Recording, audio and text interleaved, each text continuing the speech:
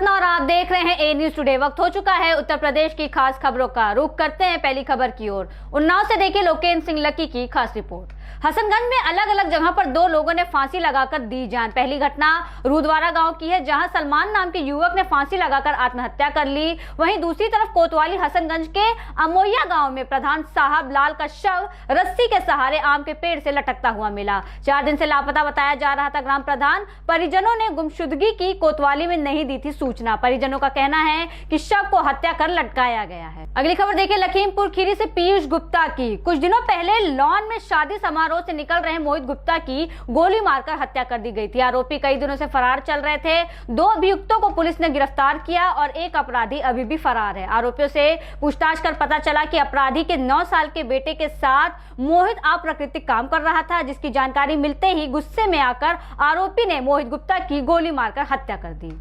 अगली खबर देखिए उन्नाव से कुलदीप यादव की। उन्नाव जिला अस्पताल में राष्ट्रीय महासचिव सर्वेश पाठक का जन्मदिन 15 जुलाई को मनाया गया। इस अवसर पर हर साल की तरह इस साल भी रक्तदान शिविर का आयोजन पूरे भारत में किया गया। रक्तदान शिविर के बारे में जानकारी देते हुए प्रदेश महामंत्री सौरभ तिवारी ने बताया कि राष्ट्रीय महासचिव के जन्मदिन पर रक्तदान शिविर के माध्यम से मजदूर, कामगार, कर्मचारी, गरीब, असहाय और युवाओं की जान बचाने के लिए किया जाता है। इससे देश के युवाओं को सीख लेना चाहिए। इस दौरान 15 जुलाई को जन्मे बच्चों को कटोरी चम्मच के साथ माताओं को फल वितरण किया गया। कुलदीप यादव की अगली खबर। शफीपुर ब्लॉक प्रमुख निर्मला रावत और उनके प्रतिनिधि रमेश रावत ने जिला पंचायत अध्यक्ष शकुन सिंह और उनके प्रतिनिधि युवा भाजपा नेता शशांक शेखर सिंह के साथ बैठक कर विकास कार्यों को लेकर चर्चा की। इस मौके पर जिला पंचायत सदस्य दिलीप कुमार, विनोद मिश्रा, शिवेंद्र प्रताप सिंह आदि मौजूद रहे।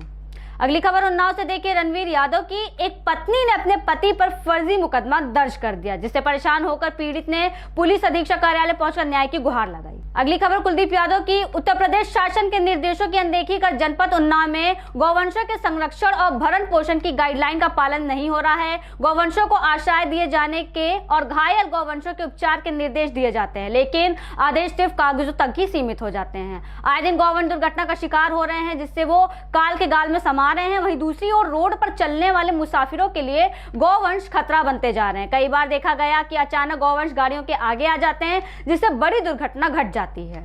हमीरपुर जनपद में एसडीएम ज्योति मौर्य जैसा मामला देखने को मिला।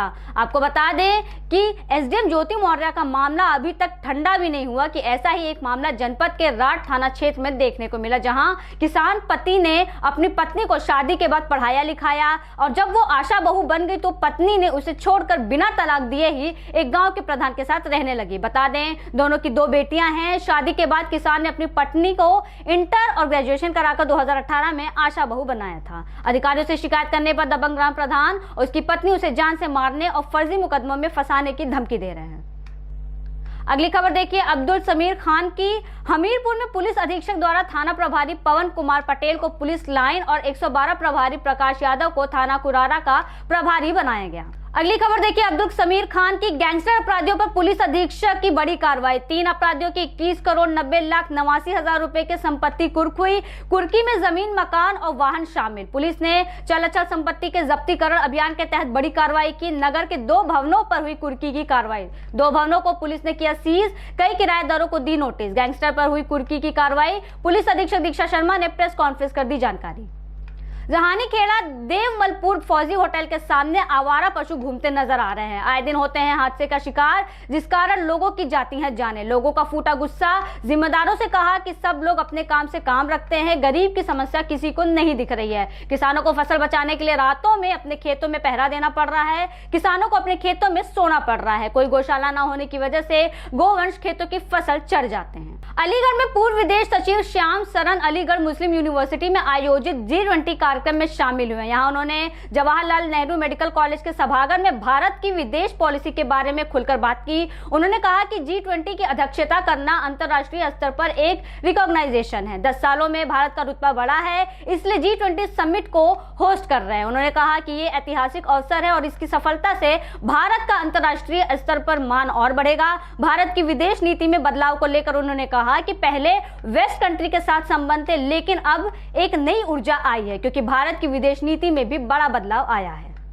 अगली खबर देखिए मथुरा से अमित शर्मा की। खादर में काफी घरों में बाढ़, यमुना का पानी घुसने से लोग परेशान हैं, लेकिन जल निगम की तरफ से बार बार अनाउंसमेंट किया जा रहा है कि घरों को छोड़कर सुरक्षित स्थान पर चले जाएं। क्षेत्र के लिए बिरला मंदिर धर्मशाला नियुक्त की गई है, जहां बाढ़ पीड़ितों के लिए खान पान की सारी व्यवस्था की जाएगी। लेकिन ताराचंद गोस्वामी ने कहा कि एक नाव आपातकाल के लिए नियुक्त की जाए ताकि कहीं जरूरत पड़ने पर महिलाओं और बच्चों को सुरक्षित निकाला जा सके।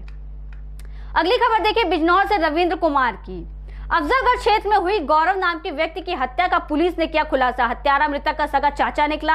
जानकारी के बाद परिवार में मचा हड़कंप। परिजनों ने गौरव की हत्या करने का आरोप लगाते हुए उसके 3 दोस्तों के खिलाफ पुलिस को नामजद तहरीर देकर कार्रवाई की मांग की थी। पुलिस द्वारा जांच में पता चला कि गौरव की हत्या उसके दोस्तों ने नहीं बल्कि उसके सगे चाचा कमलनाथ ने की थी। आरोपी ने बताया कि भतीजा शराब के नशे का आदी था, आए दिन घर में शराब के पैसों के लिए कलेश करता रहता था, जिसके चलते कमलनाथ ने उसकी जमकर पिटाई कर दी थी, जिस कारण गौरव की मौत हो गई।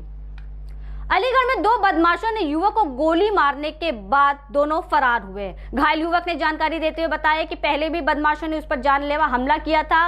युवक ने अपने ऊपर हमले की आशंका व्यक्त करते हुए एसएसपी से न्याय की गुहार लगाई थी। बदमाशों द्वारा युवक पर गोली मारने का वीडियो सीसीटीवी कैमरे में कैद हुआ। अलीगढ़ में करनी सेना के वरिष्ठ उपाध्यक्ष ने मुस्लिम समुदाय की जमात और जमातियों को लेकर बड़ा आरोप लगाते हुए अलीगढ़ सहित पूरे देश में जगह जगह पर होने वाली जमातियों की इस जमात को सवालों के घेरे में खड़ा कर दिया है। उन्होंने अलीगढ़, यूपी या समस्त भारतवर्ष में आने वाले जमात को लेकर कहा है कि देश के कोने कोने में होने वाली जमातियों की जमात मदरसों और मस्जिदों में पहुंचकर सनातन के विरुद्ध जमाती मस्जिदों और मदरसों में जगह जगह पर संदेश वाहक के रूप में जाकर धर्मांतरण सहित आतंकवाद को बढ़ावा दे रहे हैं।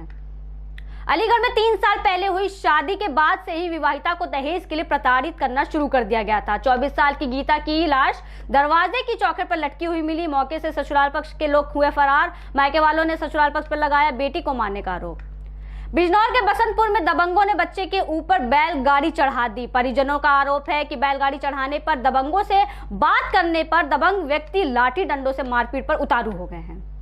अगली खबर मथुरा से अमित शर्मा की। राया थाना के चौकी इंचार्ज रविंद्र सिंह का ऑडियो वायरल हुआ। बता दें खनन माफियाओं से पैसे मांगते हुए चौकी इंचार्ज रविंद्र सिंह का ऑडियो वायरल हुआ। सीओ महावन को सौंपी गई इसकी जांच, जिसके बाद अमिताभ ठाकुर ने डीजीपी सहित एसएससी से की शिकायत। उन्नाव के माकी थाना क्षेत्र के बेलसी चौराहे पर झुग्गी झोपड़ी बनाकर पान मसाला की दुकान लगाकर घर का पालन पोषण कर रहे सोनू तिवारी के ऊपर दबंगों ने हमला कर दिया। दबंगों ने दुकान से 6000 रुपए लूटकर उसे जान से मारने की धमकी देते हुए भाग खड़े हुए। पीड़ित ने माकी थाना में की शिकायत, लेकिन कोई भी कार्रवाई या सुनवाई अभी तक नहीं हुई। फिलहाल के लिए इतना ही। देश और दुनिया की तमाम बड़ी खबरों के लिए देखते रहिए ए न्यूज़ टुडे।